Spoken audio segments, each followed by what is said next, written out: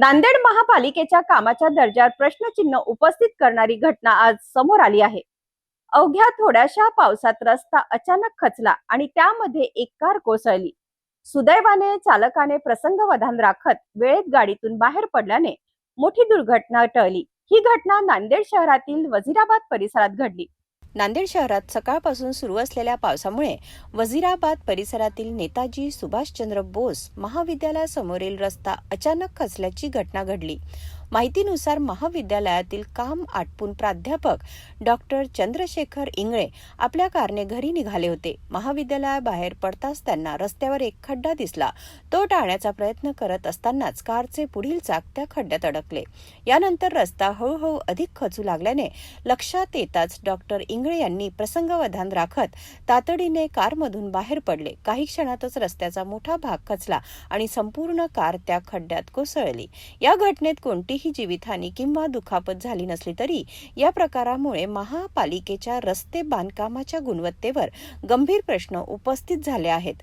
अवघ्या काही तासांच्या पावसानंतरच रस्ता खचल्याने नागरिकांकडून संताप व्यक्त केला जात असून या प्रकरणाची चौकशी करून संबंधितावर कारवाई करण्याची मागणी होत आहे।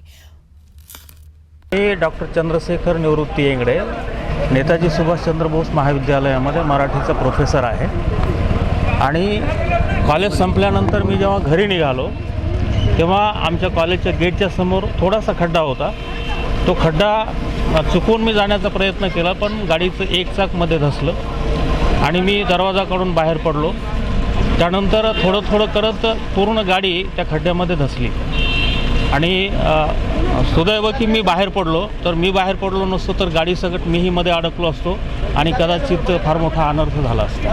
रस्त्याची दुरुस्ती होती हे सगळं महानगरपालिकेच्या दुरावस्थेचं कारण आहे। महानगरपालिकेने इथं कॉलेजचे विद्यार्थी येतात आणि कॉलेजचा एखादा विद्यार्थी टू व्हीलरवर बाहेर पडत असताना जर पडला असता तर टोटली तो खड्ड्यामध्येच गेला असता त्याच्या गाडी सगट। तर त्याची जिम्मेदारी कोण घेतली असती?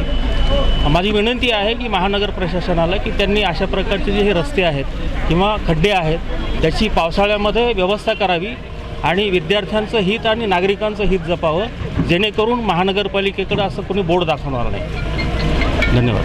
सुदैवाने या घटनेत कोणतीही जीवितहानी झाली नाही। मात्र सार्वजनिक कामांच्या गुणवत्तेबाबत पुन्हा एकदा गंभीर प्रश्न निर्माण झाले आहेत।